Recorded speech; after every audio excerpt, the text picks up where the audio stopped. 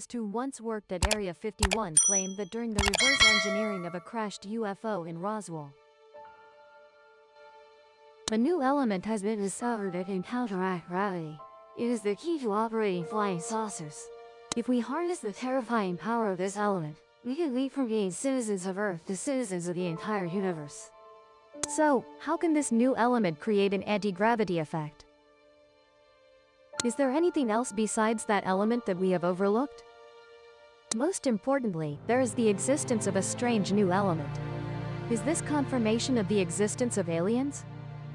In June 1947, in Roswell, New Mexico, in a desert area 48 kilometers north of the city, an unidentified flying object fell to Earth. The initial press release from Roswell Army Airfield on July 8 stated that a flying disc had been recovered. Strangely, the next day, the published report was changed and stated that it was just a broken spy balloon. But more than 60 years later, the FBI deciphered a document dated March 22, 1950, in which FBI Director Edgar Hoover was informed that not just one flying saucer was brought back, but 3. Over the years, it was believed that there were other spacecraft crashes. The reality is, if this technology exists and we figure out how it works and replicate it, it could potentially be used for military purposes. The truth is that governments of various countries have recovered physical objects that they did not understand and still cannot comprehend to this day. It is still waiting for our physics and engineering to advance enough for humans to explore and understand the technology we have acquired. Is the US military really in possession of one or more crashed alien spacecraft? Though the government has denied this claim for decades, a man has spoken out, saying he saw the evidence with his own eyes. He is Bob Laza, who is known to have worked at a secret base called S4 in the Nevada desert near Area 51. There, he and others dismantled and studied the alien spacecraft.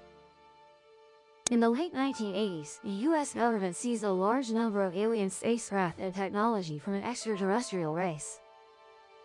In May 1989, Bob Laza, a physicist and former employee of the Los Alamos National Laboratory, for the first time, information was released that the government is conducting experiments at a top-secret facility called Area 51.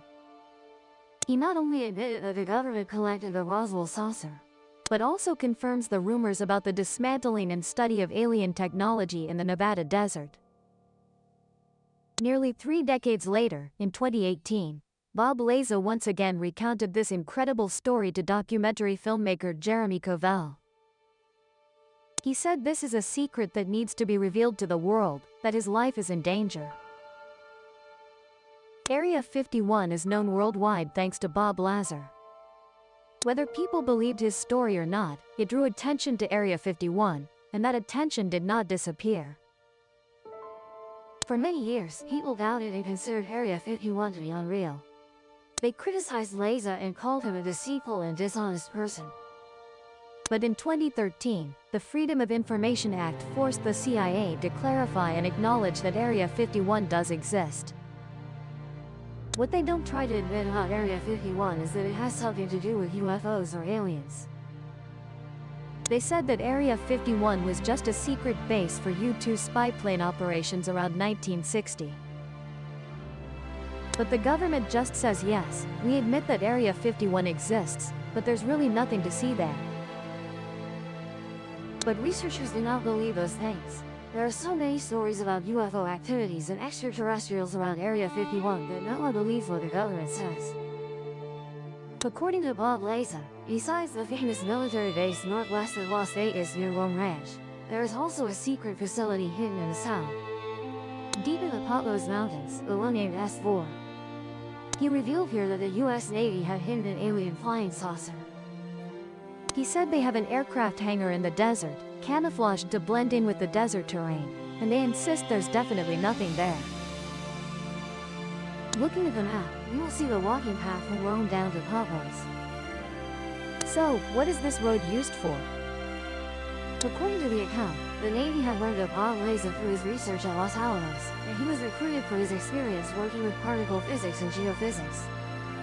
Laza said that he was immediately transferred to the Galileo Black Project and assigned the task of applying reverse engineering techniques to the engine system of a flying saucer at S4, which he called the Sort Bomb. The upgrading method is what they deliberately sought to understand, and they already knew how the device functioned. For example, the thrust of the geoballoon, as a static geoballoon. The thrust of the physical object creates a distortion in the space and time in front of it, causing space to bend. Laza said, the crucial component to make his incredible technology work is an element that does not yet exist in the periodic table of chemical elements. The element he mysteriously referred to as element 115. At the time Laza appeared, the periodic table of chemical elements was arranged by atomic number. Electron configuration and common chemical properties containing only 109 elements. He said that this heavy element is the key to the propulsion system. Element 115 is the ultimate fuel for feasible interstellar travel. It's fascinating to look at the history of the reverse engineering process that Laza mentioned, because there must have been a way to bring that technology here in the first place. Of course, most people would think it's related to the Roswell spacecraft crash or many other crashed spacecraft. The key point is that it comes from beyond Earth, and we must consider what to do with it to best benefit ourselves.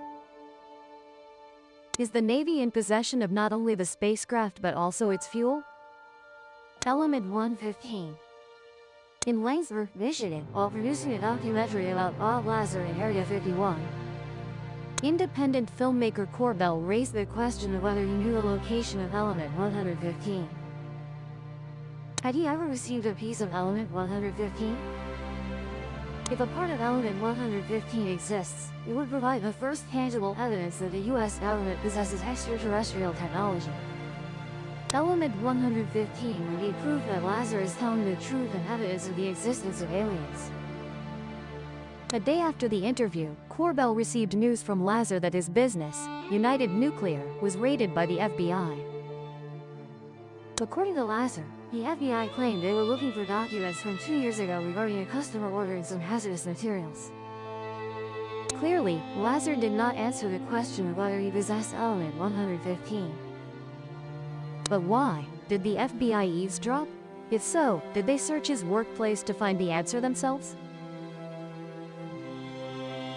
More importantly, if Bob Lazar's story is true, what are the implications for humanity?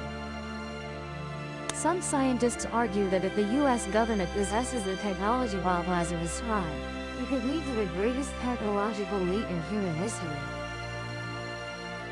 In 1963, in Moscow, astrophysicist Nikolai Kardashev examined an unidentified radio signal coming from a star named CTA-102. It inspired Kardashev to speculate that alien civilizations could exist millions, even billions of years ahead of us. He created what is now known as the Kardashev scale, a 3-tier ranking of civilizations based on their ability to harness energy. A Type 1 civilization is one that harnesses the energy of an entire planet. They can control and adjust weather, earthquakes, volcanoes. A Type 2 civilization masters the energy of a star. They terraform nearby planets, much like the Planetary Alliance in Star Trek. The Type 3 civilization is galactic. They travel between galaxies and harness the energy of black holes, similar to the Empire in Star Wars. Where do we stand on the cosmic scale? Do we control Earth? Do we control the stars? Do we control the galaxy? What type are we? Do we get energy from wood?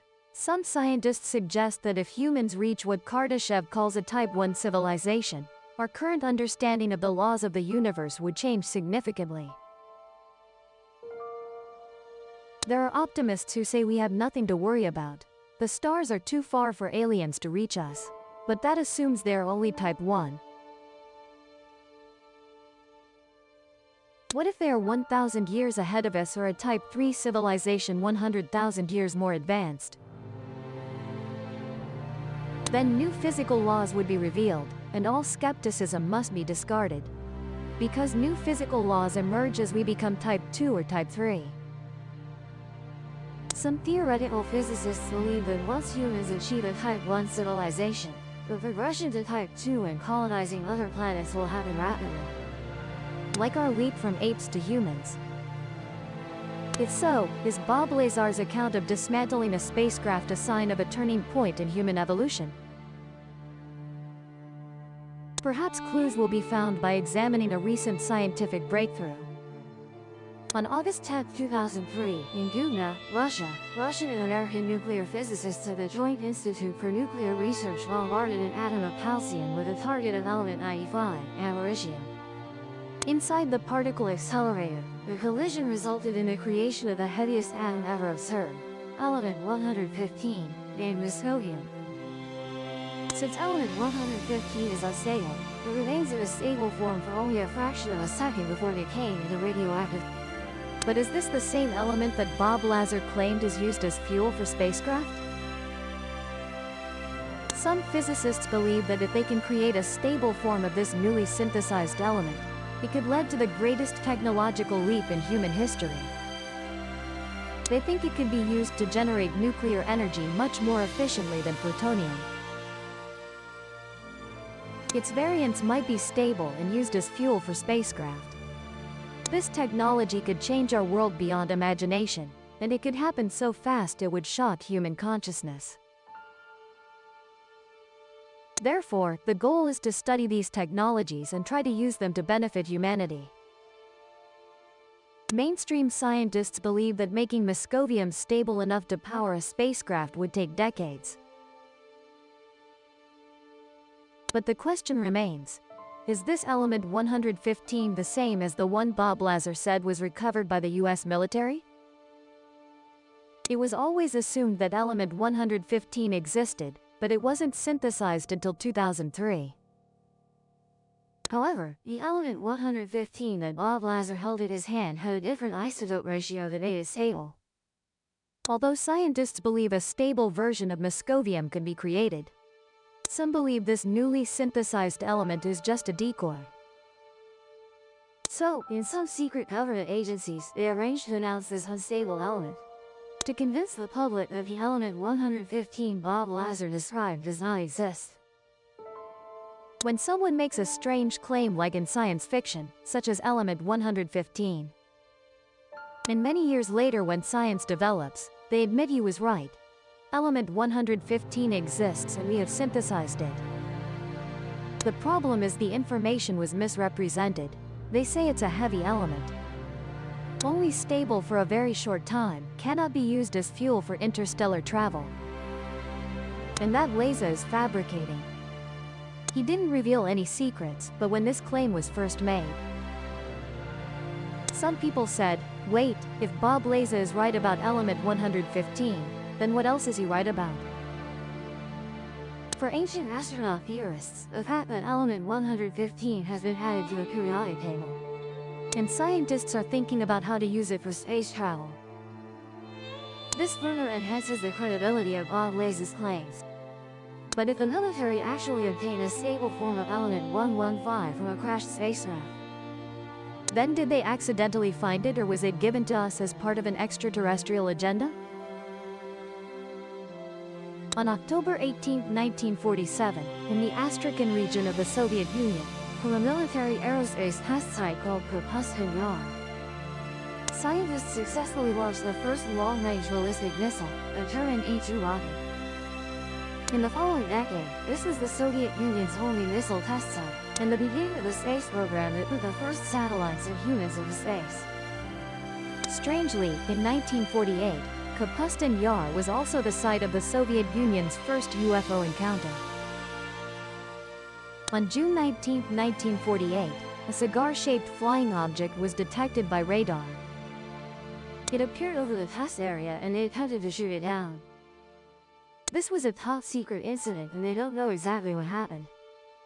But it's said that they shot down this object. They found inside it bodies and also technology. They were recovered and taken to a local bunker, where they kept it for many years. Then used this place to disassemble and study some of the technology. The Propulsion Yar incident is believed to have occurred within a year of the famous Roswell event. Both the CIA and MGB intelligence were interested in what might have crashed. and been recovered abroad. American spies tried to find out what the flying objects in the Soviet Union were.